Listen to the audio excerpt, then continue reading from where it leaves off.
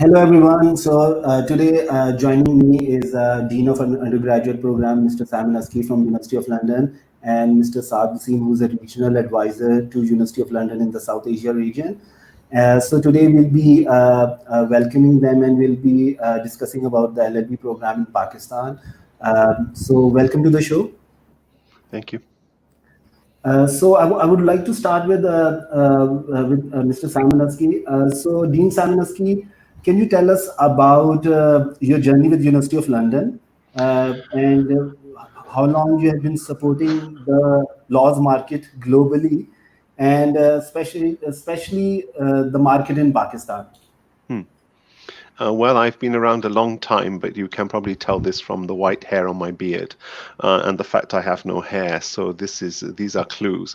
I've been doing this job for almost 13 years now, actually. So it's quite a long time. It's the longest time I've ever done a single job. Before this, I only ever did a job for 4 years. So it's really is a long time. And I've been coming to Pakistan, I think, for 5 years. I'm not quite sure, actually. Yes, 5 years. 6 years, is it? Oh, yes, Saad will remember better. I can only remember my first visit was in February, but I can't remember what year.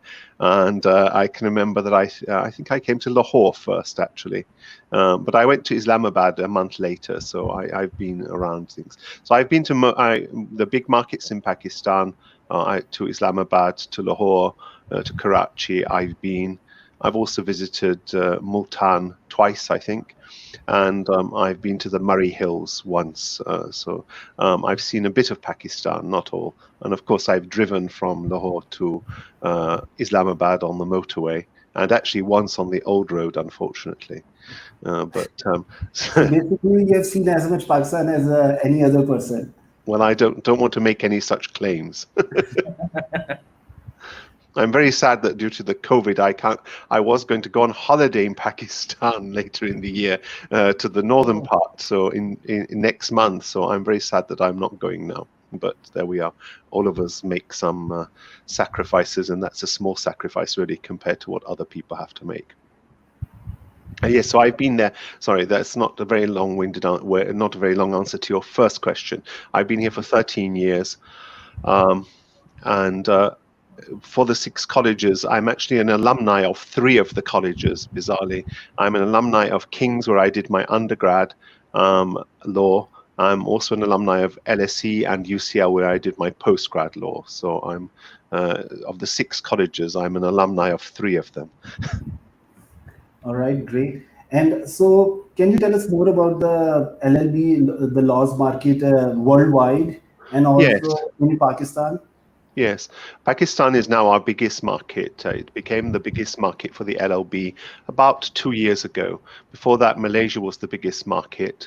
There are really only about 10 big markets, but lots of tiny markets. Oddly enough, just before this, I was looking at where the exams are taking place in July, because they've been postponed from May, June. And this over 110 countries. But if you look at many of them, it's just like 1 or 2 or 3, a handful of students. Whereas the big numbers are in Pakistan, Malaysia, Hong Kong, Bangladesh, Sri Lanka. So that kind of corner of the world is the big thing. Then Trinidad and Tobago would be the next biggest market. And then you start to fall to countries like the UK, Jamaica, Germany, and so on. So, but the market is big. In Pakistan, it's been growing a lot in the last 5 years, really.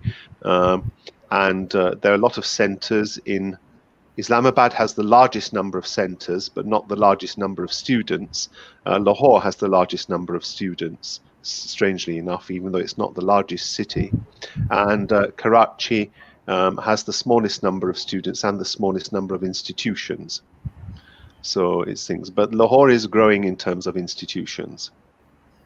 I think now we have 24 centers in Pakistan, so it's quite a lot. And the market is good, but also I think the degree is well recognized in Pakistan, and particularly it's recognized by those who were likely to employ you, the government, the education, the Higher Education Commission, the UGC, all these kinds of people as a gold standard degree. And we've had a lot to do with a lot of the people in the HEC. It is HEC, isn't it? I sometimes get muddled when going to different countries about what things are called. And we've dealt with them quite a lot, actually. And of course, the regional bar councils, the provincial bar councils in Pakistan. So it's we've got good relationships with them. So I think that's partly why. And of course, many of our institutions have got good relationships with them, and of course, good relationships with employers. I think you yourself have good employment prospects, and even have projects where people can work with lawyers while they're students. So I think these kind of things help. We've done a lot of employer engagement as well. Related to the discussion, so there's this question from one of our students, Aliza Masood, and she's asking, can you give us some insight to anyone wanting to do an internship with the University of London, as in maybe pupillage or an internship in London? Yes. Yes. I can. It's almost impossible. Is really the answer. It's not a very cheerful answer, but it is the true answer. The university itself doesn't organize pupillages. In the UK, it's up to the student themselves to organize those pupillages or internships, and they are extremely competitive. When I was a student in the last century, it was quite easy to get an internship over the summer. Now it's very competitive. It's actually more difficult than it was applying for a job for me in those days. You have to fill in forms in the same way. You have to compete for these things. So they're like gold dust. It's very difficult. It's not easy, and it's a big competition. So I want to point out to Aliza, I did a session with one of the pupil barristers in the UK, and he was saying that due to this COVID situation, there are some of the non-profit organizations, they are reaching out to students worldwide, and Human Rights Commission takes a lot of students who have an external degree. Yes. I actually applied. I was doing the University of London LLB. I wanted to get a taste of it. And I wanted to switch from sciences, and like you said, it's a very high standard degree, and it requires a lot of rigorous and a lot of hard work. And the Human Rights Commission enrolled me as an intern, but I was in the US, so I couldn't do it. But I think there are opportunities if you look for it. But as Dean Simon Askey said, that University of London itself does not provide internships at the moment. Yes. Okay, I want to switch to Mr. Saad Wasim, who's the regional advisor in South Asia for University of London. So how has the Pakistan laws market evolved in the last few years, and what has the university done for employability of their graduates? So now we are moving from internships to employment. So maybe if you can guide Aliza and other students or prospective students about that. Thank you, Irfan, first of all, for having us for this session. I would say that I've been associated with University of London for the last 6 years. And one of the major things that have evolved in the last 6 years is the presence of the University of London in Pakistan. And I feel that's one of the reasons why the market has grown. And I would definitely like to mention in this session that I would appreciate the efforts of the colleagues at the university who, at times where Pakistan was probably a risky place to visit, they agreed to come. And I believe Simon has visited Pakistan more than 15 times now. And I think what was missing before with this degree was that students would do a degree, but they would not have a very strong connection with University of London. Now I feel that people can associate themselves with University of London. They personally know Simon, so that's definitely an edge for them. And we've been trying to give them a flavor of both a University of London degree in Pakistan, where they are directly connected with the team in London, and also the connection that they get from the institutions that they study with. That's probably one of the difference that I see from people doing this degree probably 10 years back to people who've graduated in the last few years. With reference to employability, when I started to work with the University of London, I felt that there was definitely room to work with employers. As Simon has mentioned, the credibility of our laws program is quite immense in Pakistan. And I see that our law program is considered to be probably the best law program in the country. And I think we wanted to somehow work on this platform. And we've done 3 big employer events in Pakistan in 3 of our big markets, which is Lahore, Karachi, and Islamabad. And these events were just not career fairs. These were proper events which was focused towards employability for our graduates. So we invited some of the top law firms, which included Riaz, Heather Mota, some of the top multinationals like Coke, Pepsi. And these employers came in, they took interviews on the spot, and we were able to provide shortlisting for these top organizations. And eventually, some of them actually got employed. So I've received a lot of appreciation from students who were part of this process and eventually got jobs because of this. And we've done the same thing in Karachi, we've done the same thing in Islamabad. And inshallah, once things improve after the COVID, we do plan to do these events again in Pakistan from next year onwards. With reference to internships, you've raised this question. We've started with a business placement program, which was an initiative by the University of London almost 2 years back. And Pakistan was the lead with reference to these internship programs. So, with reference to law, we started with some of the top law firms in Pakistan. Haider Mota was the firm that we started to work with. And the concept was that we wanted to work with second year students going into the last year of the degree. And we marketed this internship program. And a lot of students applied from Pakistan doing the LLB honors program. There was a proper process to shortlist candidates. And we started with 5 candidates who were shortlisted by us. And eventually they did an internship for 3 weeks with Heather Mota BNR. And this internship was reflected within their final transcript. So when they would go to an employer, that was endorsed on their transcript. And the university also provided a bursary of £300 towards the last year degree. So that was a benefit for both the university and the student to gain experience. So we're working with now almost 14 employers in Pakistan. We started with 1 employer. Now we work with 14 organizations, and that's spread out for both laws and all our other programs. So that's some of the things that we've done towards employability in Pakistan. Thank you very much. And I think so, Aliza, you might have received more information. So, in terms of employability, University of London is very active, and University of London has also started working with law firms to provide students opportunities so they can get real world experience. And with Blackstone, you get that experience as well. I want to move on to the history, because the history is very charming, not just of the UK itself, but of University of London. So I want to ask this to Dean Askey, if you can share more about the history of the university and the history of the distance learning program like the LLB with University of London. Sure. The University of London was founded 60. Yes, that's the external system. Yeah. It's about 160 years. The university itself in 1858. So I can't work that out. I'm not very good at maths. Unless you owe me the money, then I can work it out quickly.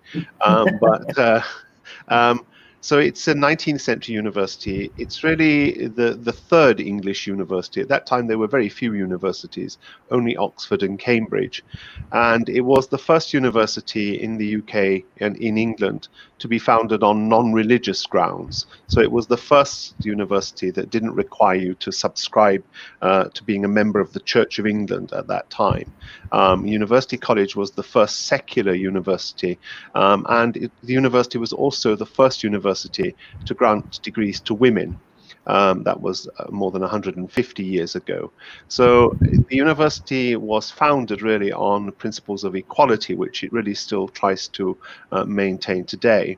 And what was called then, it's been called very many things over the years. It's been called the external system, external programs, extramural studies, international programs, and now it's called University of London Worldwide. Even in my time, it's been called 3 things.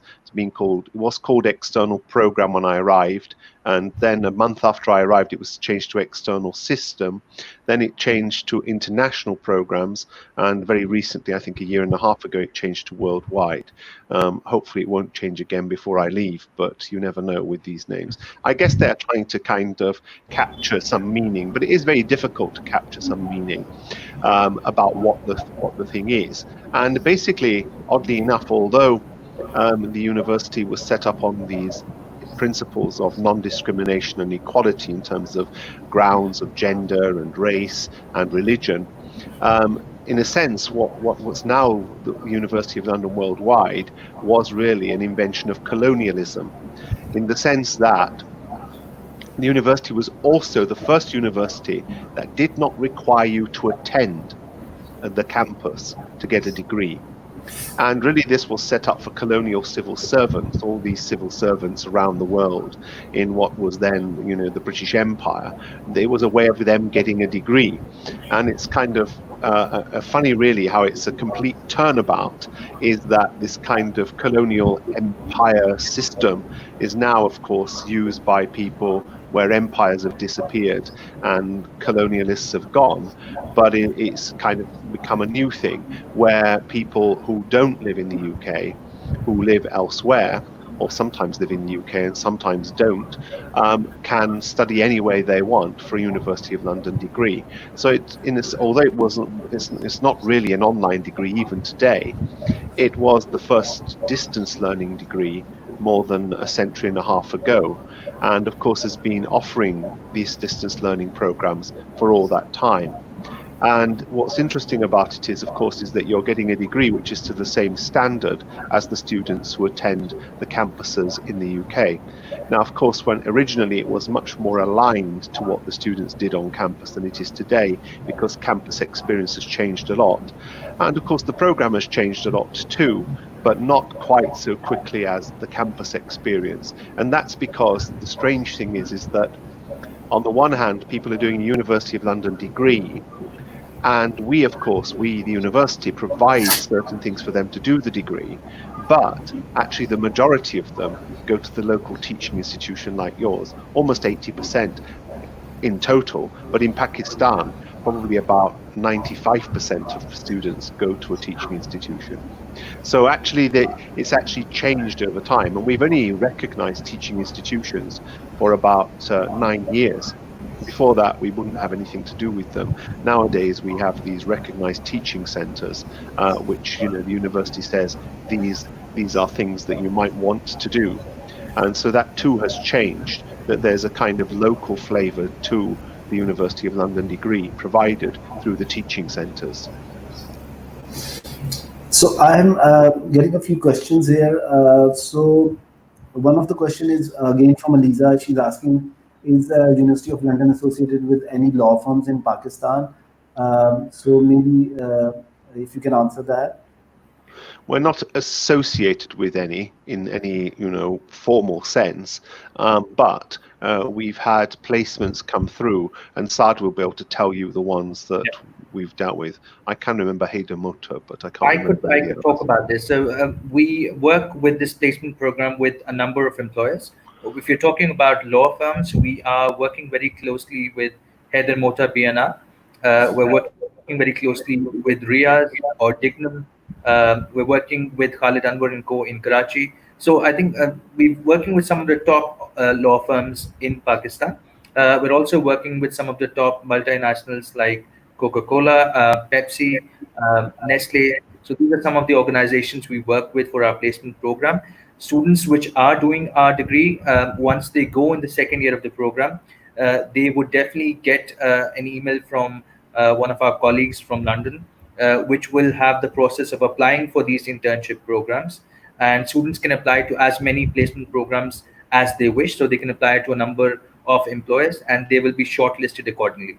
And if they're selected, they could also do more than 1 or 2 placements if they're lucky. So I'm going to answer this question real quick. So Hashir Hasnan is asking that after doing their LLB, if he can appear for the civil service exam. Yes, the degree is recognized by HEC, and it's also recognized by Pakistan Bar Council. So you will be able to appear for your CSS exams, and your critical thinking and your writing and other abilities are going to be lot stronger than other candidates. I'm going to share another question that is going to take the whole screen for a moment.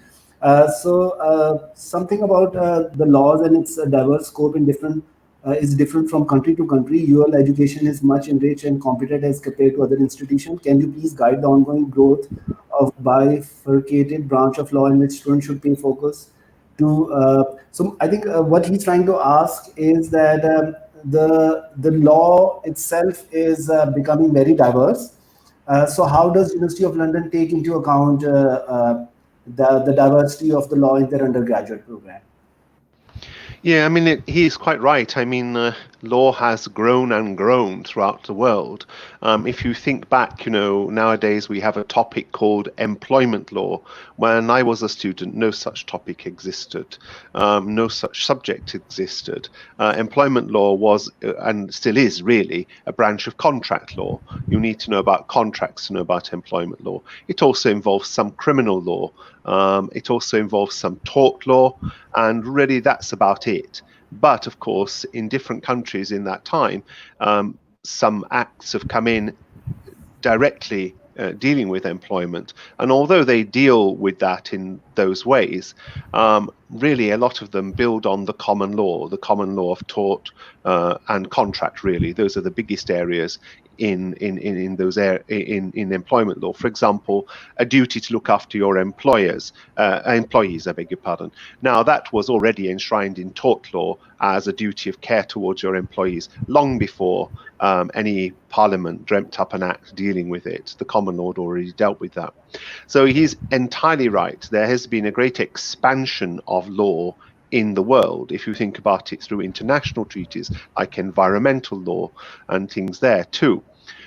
So law is increasingly playing a larger part in our lives.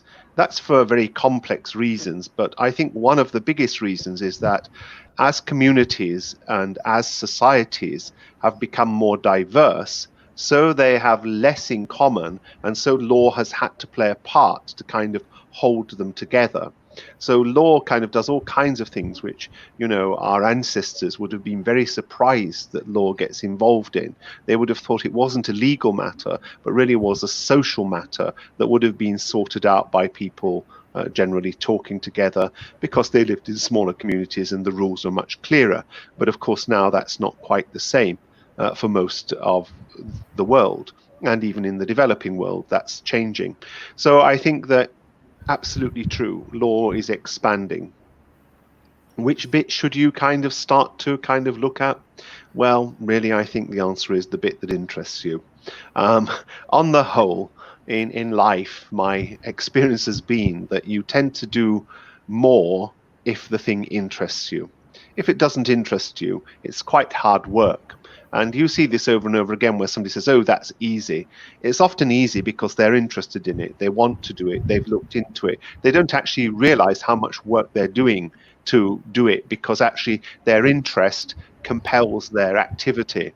Whereas if you're not interested in things, it's not really much point doing it because you won't be great at it because you're simply not kind of engrossed in it. And I think you'll see that when you do different areas of law, because a lot of students start out, they're very fascinated by criminal law, but none of them go on to practice it because there's no money in it, and actually it's rather horrible going to police stations and trying to see people and whatever. And so, of course, they're not that interested in it then. But some areas of law are quite different to other areas of law. Like, for example, some are very logical, like contract. It's very easy to work your way through it to see if things have happened. Others are not really so logical, like tort, where you've got all kinds of grey areas like public policy and these kind of phrases, which are quite difficult to get your head round. And actually, they're deeply connected to the society. So I think that, in a way, if you're asking yourself, what should I do to find something that I want to do, the answer is think about what you like doing. Think about something that you've captured your imagination and do that, because that'll make you happier. Yeah, it's the $1 million question. If you get the answer right, you make $1 million. So So I'm going to move to Saad. So Mr. Saad, can you tell us about some of the notable alumni of University of London around the world, and also a bit about how long University of London has been offering this program in Pakistan? Okay, I'll start with the second part. So we've been operating in Pakistan for almost 30 years now. As Simon's mentioned, globally we've been operating for almost 160 years. 30 years back, we entered Pakistan, and I feel one of our oldest institutions was based in Islamabad. So I think the advantage of working in Pakistan for 30 years is definitely there. Now, when I look at the local alumni, I see that there are a lot of renowned people that people can relate to. I know within the federal cabinet there are a few members who've done the University of London LLB program. If you look at the showbiz side as well, so we've got a lot of people who are renowned actors who've done a University of London degree, and most of them have done a law degree. If you're talking about the notable alumni globally, Nelson Mandela was one of our alumni, and his story, of course, is quite inspirational, as he did his degree while he was in jail. So, because he was there, so as Simon has mentioned, the advantage of doing our degree is the flexibility of the degree. So, whereas he was in the jail, so he had a lot of time, and of course, at that time, we used to ship all the books, and that's how things would work out. So the books were shipped to him, he would study over there, and eventually he was given the option of appearing for the exams there, and eventually those exams were shipped back and the results were released. The process is quite similar, but of course now it's been somehow expedited with technology, but we operate with the same model. If you're looking at the notable alumni of Pakistan, I see that most of our alumni who've done the LLB honors degree, I would say 90% of them would take that route to go for a bar.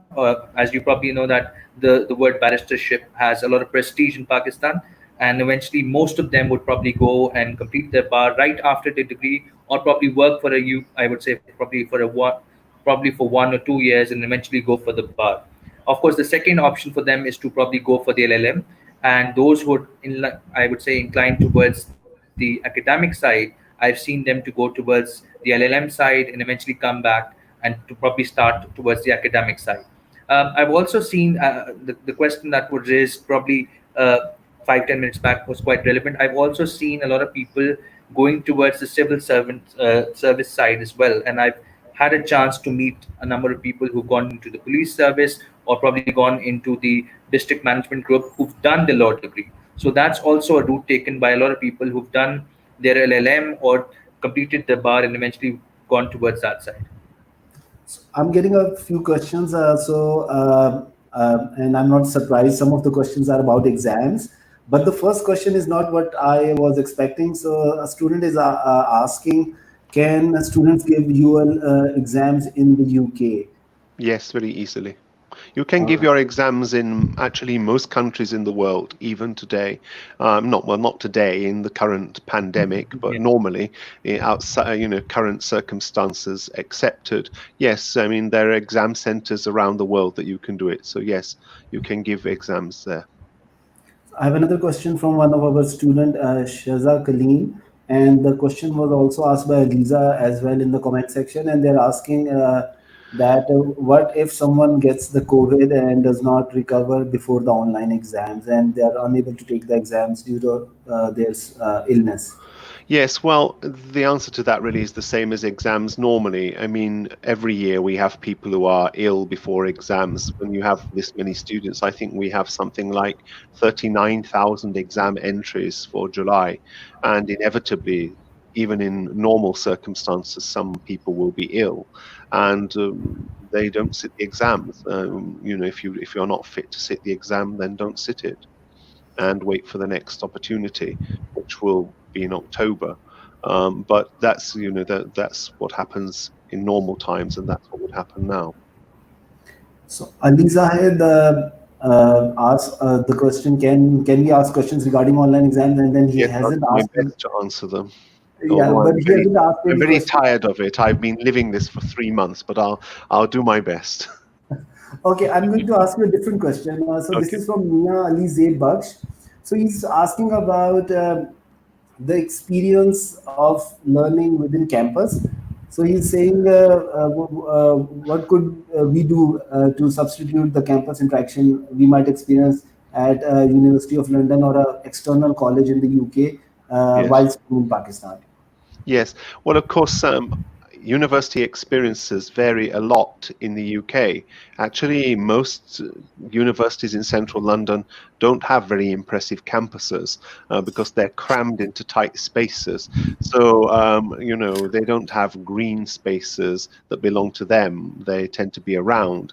I suppose the advantage of a campus in a big campus is, of course, there are lots of societies you can join, lots of other people to meet, lots of stuff around that you can do, part of being in a big city.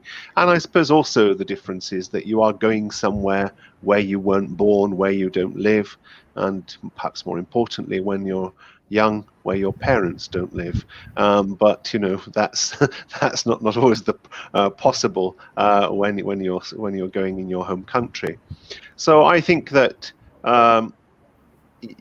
depending on your institution, you can participate in the activities there. Particularly, I know you do things around mooting and about business placements.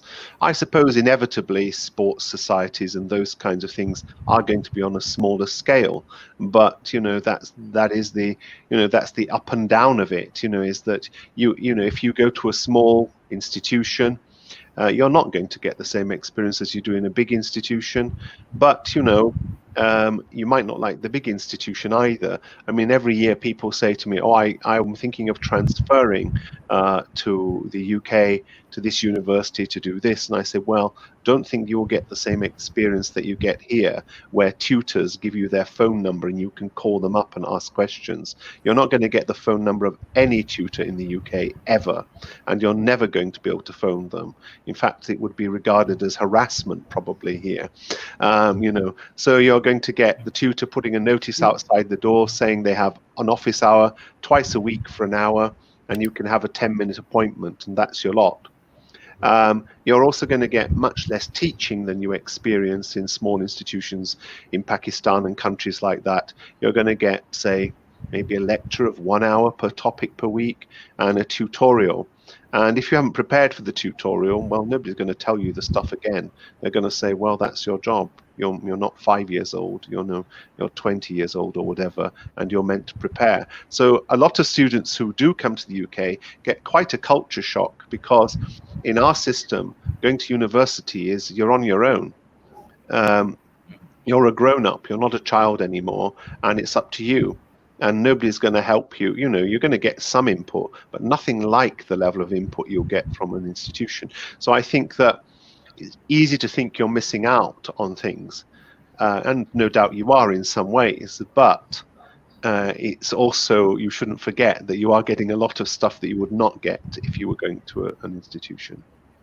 Yeah, I normally tell students that the money that they have saved doing a University of London degree in Pakistan, they should use that money for their bar or their Yeah. LLM program and get an exposure, because at that age, most of the students we have in Pakistan, they have gone through the University of London degree here and they have become much more mature, so they can Yes. handle the shocks and the different culture. Yes, And I think moving in the second year, and I think moving in the third year is very dodgy, in the sense that it's such a massive culture shock to get through. And of course, all the other people in those classes know each other. I think in many ways, you're better off either starting in the UK and doing all 3 years there, or, as you say, use the money to go to the bar or go and do an LLM where you're starting afresh with everybody else and you have the same experience as everybody else and you have that time to know people. So I think that's better. I agree. So I wanted to convey Al-Haj Tanveer Ahmad. So he was the one who asked the question All right. about the diversity. So he's saying thanks, a bundle of thanks for the answer to Sir Simon Askey. So you are very right. Majority of the students are attracted towards criminal law, but do not take it for long because it's a technical and tough implication, especially in the local scenario where much of the cases are based and finalized maliciously. So I wanted to share that, and I have a question from from our YouTube channel. And Lord Denning, by the look of it, that picture. can we change our laptop during exam in case it doesn't respond properly? If you start on one laptop and it conks out, I'm not really sure that's a very technical question. I doubt it, because the software downloads into your browser, into Google Chrome or Firefox. And oddly enough, yesterday I was just a guinea pig for some test of this thing about the offline, because during the pilot it wasn't working fully functioning offline. And I tested it myself offline during the pilot, and it stalled a bit. So I asked them to redo this and to check it. So yesterday I took the exam and I connected only for 3 minutes at the beginning. Then I pulled the plug out of my router and I completed the exam completely offline. And then I just connected it 2 minutes before the end and was able to do it. So I think that the difficulty is that the exam downloads into your browser now in the offline thing. So it will be in the browser of that computer in Google Chrome, and you will be able to complete it in that browser. And just like when you use the internet normally, it does something called caching. It puts these things. So, if you search for a pair of Gucci shoes, you find that when you do that the next time, go to another page, you get an advert saying, do you want some Gucci shoes? Not that any of you would want any of those things, I know, but let's say you did. You get these things. So it's in the cache. So it will be in the cache of that computer. So I think it will be very difficult to do that. So I think the best thing to do is to change your laptop before you start the exam. So if you've got 2 laptops, try and pick the best one of the 2. All right. I have the same question, but in a different perspective. So the student is asking, can we email the University of London if been affected by the virus? And they still want to take the exam. So I think the students are asking, can they request any special accommodations due to their illness? Or the difficult, no, I mean, you either sit it or you don't. You must make your mind up, because you can't say, I am affected by it very badly. What do you want us to do? Give you a degree that says LLB, very badly affected by COVID. Not sure what it's worth. The problem is you either do it or you don't do it. We can't give you 5% extra because you say you feel unwell. You either pass the exam or you don't pass it. So we can't do that. And it's very difficult to work that out, because you don't know how you're going to be affected by it. So really you should be careful. If you're not fit to sit the exam, then unfortunately you shouldn't sit it. And if you think you are fit enough, then you should sit it. And if you are affected by it, you can tell us, but I'm not sure what we can do about that. I think I want to ask this next question from Dean Askey, and that is very relevant to this issue that the students are raising about the COVID situation. So how many students does University of London have worldwide that are doing LLB program? And I think the answer would bring more perspective to the student that it's not possible to manage or provide special circumstances to that many number of students around the world. 18,000. Okay. And in Pakistan, how many do we have? About 5,000, I think now. So the numbers are extreme, and with might those be a bit less than 5. It might be about 4. I'm not sure. What do you think, Saad? 4? I think it's around 4,000. Yeah. Okay, so 4. 5,000 is my goal for this year. Inshallah, I would say. Okay, and I want to. So there's another question, and that is related. So the question is related to the results. So when are the results coming out? I've said preliminarily the 15th of September. I hope it will be earlier than that, but given the circumstances, I can't guarantee it. Because, as you know, we too have been one of the worst affected countries with this virus, and many of our staff have had it. And so we've been very down on numbers in terms of the workforce. And I don't know if I'll be down or up or in terms of examiners. So this is the problem with the thing. We're just beginning to lift the lockdown. but it's, we could end up with a second wave. So it's difficult to know. Everyone is quite unsure about the future at the moment. But 15th of September is what I've said. Okay. I have another question, and this is, I think, very relevant because I've been wondering the same question. So, respected Dean, please let us know about Yes. plagiarism, as most of us are Yes. from the same institution and we are having same notes and using study guidebook. Yes. Plagiarism is really confusing. What's the worst case count in plagiarism? Yes, it is very difficult. And I mean, I understand that people do have all these notes which are very similar. I mean, the general regulations of the university do say that all examinations and everything you write should be in your own words. Now, of course, in a sense, that's quite impossible. Most of us use words that other people have used. Some words you can't avoid using. I mean, with the LSM pilot, which was about the statute, this is very difficult to avoid using the words that are in the Act, and it was quite amusing. I was marking some of them, and actually I got to one and I thought, God, this is really good answer. I don't know if I can do any better myself. And then I thought, this is a very funny answer, because when I write, I use a piece of grammar which is very unusual. It's not common even in the UK, called the semicolon, and its use is quite particular. It's a kind of way you break up a sentence to say something that follows from the first part in the second part. And I thought, oh, this is very odd. This person has very similar semicolon usage to me. So I thought, I wonder why would they use them like this? And then, of course, I realized that actually this answer was the answer that I had written in October in answering the sample question. And that what the student had done was cut and paste that and then just add the bits in that related to that. That probably counts as plagiarism because, you're really not writing very much of your own. You're cutting and pasting my things and putting things in. So, I mean, of course, it's all a degree to, things. Now, of course, you can avoid it by putting quotation marks around everything. But if your whole exam answer is just a series of quotations, then there's not much of your own words.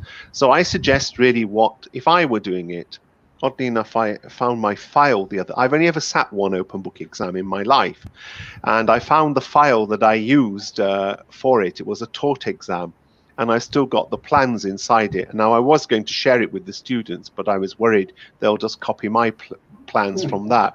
But really, the way the advantage of this open book exam, I know there are some disadvantages of this. I know it's online. I know you've got to type. I know it's different, but we're all stuck in this situation. It's this or nothing, really.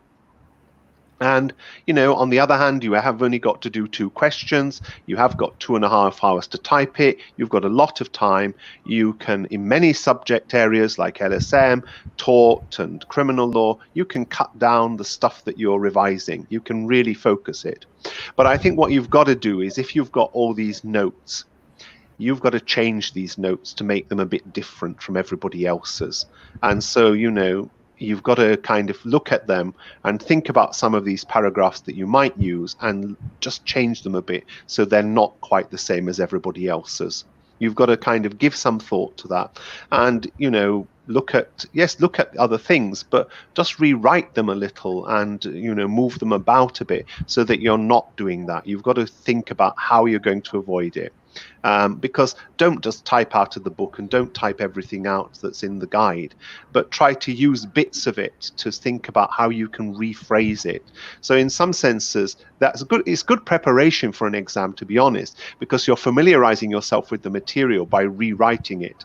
And, now some people, I did notice as well, have rewritten it using some kind of Google or word suggestions. So they come up with the most extraordinary grammar, which is almost bizarre. You read it and you think, I don't really know what this means because the grammar. So again, it needs a bit of thinking through. But I think that's really the answer, that you've got to think about how you make these words, which are somebody else's, your own. And I think, so when I was doing the degree and I used to go through the examiner report, And one thing that came again and again by the examiner was that don't do rote memorization. If Yes. you are memorizing from notes or from the book, the examiner is not going to take it lightly, and they're not going to be happy about it, because then it doesn't show that the student has their own thought and input in it. Yes. Even before the COVID, just copy pasting what the notes. Yes, I think a lot of people did. I remember actually the first time I ever marked 13 years ago some taught papers, and I can't remember. It was an occupiers liability question, and I don't know what. Oh, actually, I do know what it was. It was in a hospital, and one staircase was closed, and another was opened. And I started reading these papers, and they were all going about. In the case of Wheeler and Coppice, there was a ladder, and I'm thinking, why are they talking about a ladder when there's no ladder in the question? And, I came to the next one, and it said, in Wheeler and Coppice. I thought, what's this about? Am I reading the wrong question? Have I got the wrong zone paper? And I checked and whatever. And then the whole batch all started with this thing in Wheeler and Coppice. I thought, my God, I've discovered a flock of parrots, But it's really difficult to mark them, because you just think, well, do I give them all the same mark because they're all more or less the same? Or do I fail them all because they're all just copying? So I think you have to be careful not to because the difficulty is, even when we don't have COVID, in fact, it will be harder at the moment to spot them. I shouldn't really tell you that, but it will, because the system that you're using also is being used for marking. And so it presents the answers randomly. So you don't get 50 in a row. Whereas normally, when you're in Lahore and you go to wherever you go, I don't know where you go, to the Pearl Continental or something to sit the exams, I don't know. Nothing so luxurious as that. We go to fancy hotels to give exams. Yeah. Okay, so you go there and you sit in a row, and of course most of you sit in behind your friends and people who are using the same set of notes, and they then get batched into 50s and given to us to mark. So quite often you are seeing the same things over and over again. So this time we won't see it quite so often. So maybe, but I still think it's good to try. I think the best prep is to try and rewrite them in your own words. I mean, get someone to check them if you want, but don't give them to the same person as your friend who's rewritten them in the same way. You've really got to avoid having the same thing. Okay, so Saad, I want to ask you about some of the career opportunities and prospects after doing the LLB degree. So what can you tell to prospective students who are thinking of starting the LLB degree, and what kind of prospects they're looking at? I've already touched about this in the last few questions, but I can definitely give a short answer to this. As people know, people who are doing the LLB honors degree, most of the students that are doing the program in Pakistan, one of the main reasons for doing this program, of course, is the prestige of a University of London LLB degree. But they're also, of course, saving time compared to the other law programs that exist in the country. And most of them are also saving time and the cost as well. So if somebody is planning to go to the UK, I would say the cost is, of course, 10 times more than studying in Pakistan. So I see most of the students would actually save money, and they would want to somehow go for the bar or for the LLM after they've graduated. Some would take the route where they would start working straight away. So with our degree, there is a possibility for them to get the license to practice. The HEC has come up with an enactments exam, and there is a bar entry exam as well. So they appear for that. Most of our graduates would easily pass that, and they can start practicing. So one route for them is to graduate with our degree, give these two examinations, and go towards the practicing side. Within the practicing side, of course, they can go and appear in courts. And the other option is, of course, they can assist some of the top law firms, and towards research and all that is also available. The second route, of course, for them is that they can go for the bar straight away after they graduate. The second and the other option, of course, is to go for the LLM. Most of the students can also appear, somehow take advantage of shaping some of the scholarships that are available for them. I've met a number of our law students who've been able to get shaping, and they've gone to complete their LLM from the UK. So that is also an option available for them. And then the third option for them is to somehow go into a local university. Someone who's done the LLB honors degree can definitely go towards either the social sciences side. They can also go towards management, and there is a possibility for them to apply to local universities and eventually enter the job market. So these are all the avenues available for students. Then they also can appear for some of the government jobs. Some people who want to go towards civil services, people who want to go towards more legal appointments. That is also an option available for our graduates. And if I remember correctly, students who have done their LLB from University of London, if they do an LLM from University of London, they get a huge scholarship, right? Of course, we also have our LLM program. So people who think that they probably don't have the time and energy to go abroad, they also have an option to somehow study the LLM program in Pakistan. It is being taught with some of the institutions here as well. They could also study independently. We are currently offering a 40% bursary for our alumni. So anyone who enrolls in that will get a 40% discount, and it's very flexible. They don't have to complete the whole program in one go. It's module based, and they're able to somehow complete one module and go into the next one and complete it whenever they have time. All right. So I'm going to take one last question from this from the students, and then I'll ask one more question, and then I'll let you guys off the hook. Sorry for taking so much of your time, but I think it's very helpful because the students were freaking out with the uncertain situation.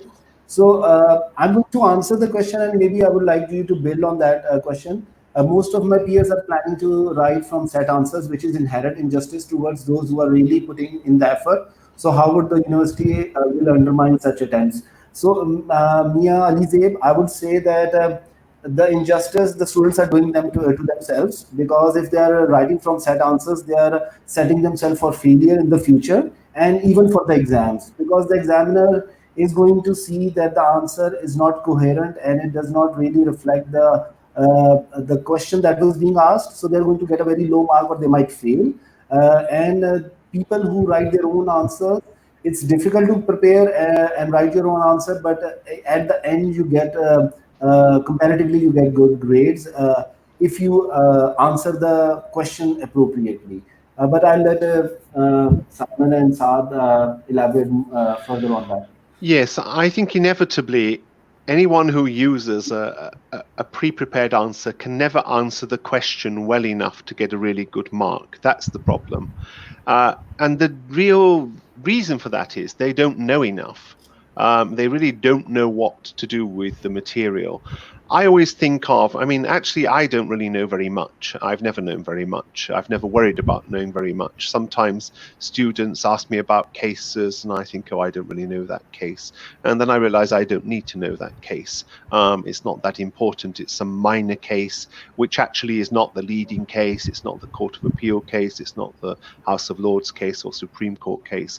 But actually about the key materials, I know a lot. I know what judge said what that judge argued, how they differed from the other judge, and so on. So what I'm able to do when the question comes up is say, yes, this is the issue. This is what A thinks about this issue. This is what B thinks about this issue. And what you do when you write an exam question is you try to you start like a pyramid. The bottom bit, everybody should be able to get. They're easy bits. They're the kind of black and white bits, like the answer's yes or no. As you get up, then the other bit becomes less yes or no and a bit more vague.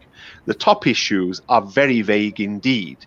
In fact, so vague that probably you don't even make your mind up yourself when you write the question what you think the answer is. You actually want people to discuss it. And so what you find is that actually, even if people have pre-prepared an answer, they can't manage the top of the pyramid. They can manage all the basic stuff. Sometimes by chance they alight on some of the middle stuff, but they really can't get the hard stuff. And the other problem with pre-prepared answers is you start reading them, you think, oh, this is good and whatever. And then you think, why on earth are they talking about this? This isn't in the question. So there's a good paragraph, but it doesn't fit that answer. And so the answer then becomes, even though there's some what would be brilliant bits in it, if it was coherent and stitched together in the right way. So the difficulty, the answer is really is the people who have kind of undermined the system, who have done, they'll get the mark they deserve. You know, at a very, very top, they're going to get 52. Whereas somebody who can even stitch together a more fluid answer is going to do better, even if they make mistakes, because you can work out why they made the mistake. You can see where they went down the wrong path, and you can see their process of thinking.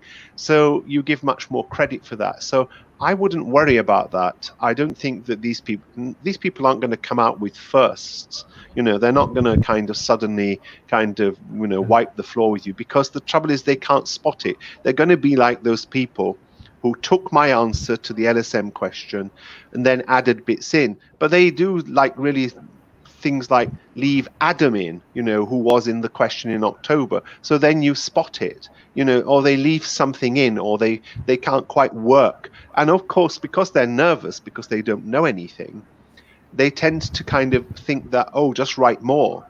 And actually writing more is, nothing is worse, because once you're an examiner, you know, my heart always sinks. You know, people often say to me, oh, how much should I write? And then I get those things with 4 booklets and I think, oh God, this is going to be awful.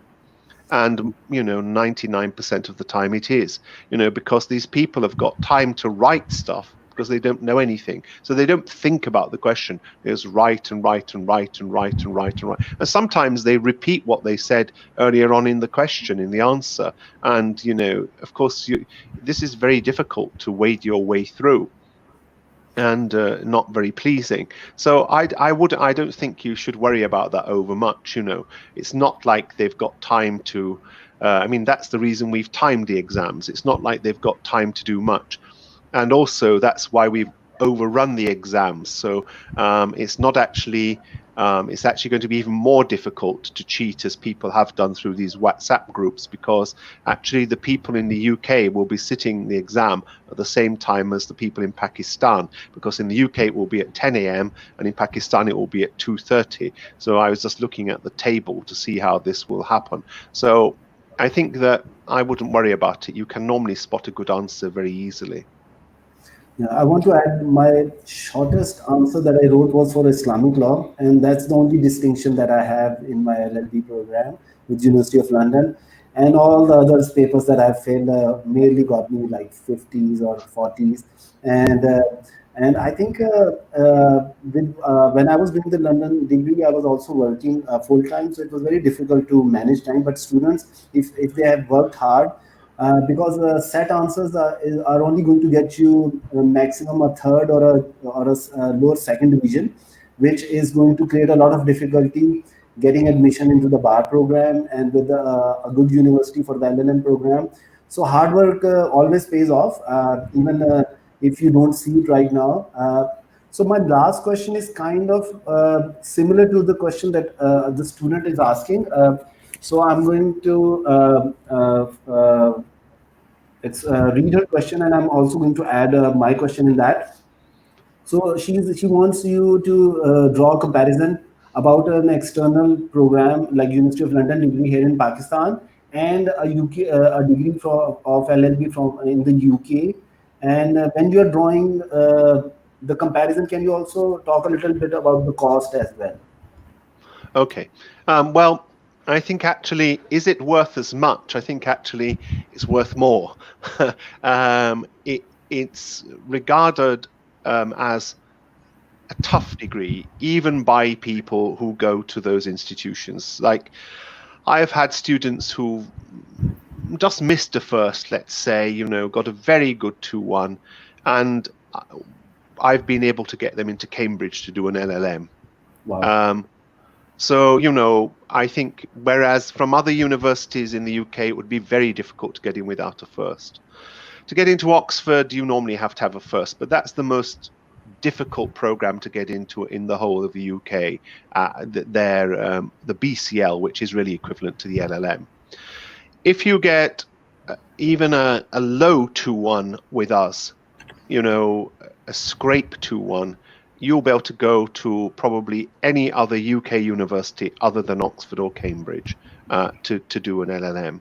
Whereas, from many of them, they'll be looking for an overall mark of 65, 67 to get into UCL. If you get a kind of 61, you won't have any difficulty because they know that you have met those requirements and you have had a tougher time in a sense doing it because you're not there and it's not, and the exams are not easy. And in a way, that's been always the value of it, is that, I have been asked many times, why don't you make the exams easier? And I say, well, if you want a tin medal, there are plenty of tin medals to get. If you want a gold medal, then here we are offering it. If you're not interested in that, then go and get a tin medal. That's fine. There are other people out there with other products and other reputations, and you have a choice. But I'm not changing my product because you want it changed. And that's important.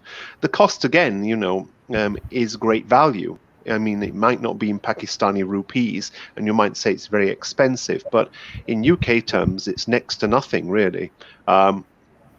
You can still do the whole degree for less than £5,000, which is remarkably cheap these days in UK money. A foreign student, an overseas student coming to one of the colleges of the university would have to pay their accommodation, which would cost them at least, I suppose, £12,000 a year, plus the fees of around another 20,000. You would be lucky to get away with £100,000 for a degree for that now in the UK. Going to a poorer university, yes, but you could do it. You are really doing it for a 20th of the cost. Yes. Something like that. So it's remarkable value still. Actually, the LLB is the can't say cheapest, though I've said it now, but cheap sounds a bad word in English, but it is the cheapest. It's the best value, the least cost of all the University of London worldwide degrees. It's and I actually have purposely kept the costs low. I'm not going to put the cost up more than I have to, because I want the maximum number of people to have the opportunity to do that degree. But even other degrees which are available in Pakistan for other subjects are quite significantly higher than ours in cost. Yeah, I've received feedback from students from Blackstone who did their LLB and they went to the US and did their LLM. And their response was that the LLB degree was much tougher than the LLM that they did in the US because it's very rigorous. Again, the cost is less, but it's a gold standard degree, and the value that it delivers. Normally, if you get a 2-1 in the degree with University of London, you are bound to get a very good GPA from any university in the US, most of the universities in the US for your LLM. So thank you for your time. Thank you for coming. And when would you be visiting Pakistan again, Mr. Salman Askey? I don't know. I guess when there's a vaccine, I think is my answer at the moment. I don't feel like getting on a plane at the moment. It's been a very strange period of my life. For 13 years, I have never stayed home for more than 3 weeks. And now I've been home for about 16 weeks. And, I've seen far too much of my house. But I think not this year, to be honest. I don't think there's going to be. I think I'll be grounded for a year on the thing. But no doubt I shall see you as soon as I can. All right, thank you very much. So I was joined today by Dean Salman Askey and Regional Advisor Saad Wasim from University of London. Thank you very much for your time. Thank you. It was a pleasure talking. Yes, can I just wish all the students who are sitting exams the best of luck when they do, and I hope that they succeed and do well. Thank you. Thank you, Irfan.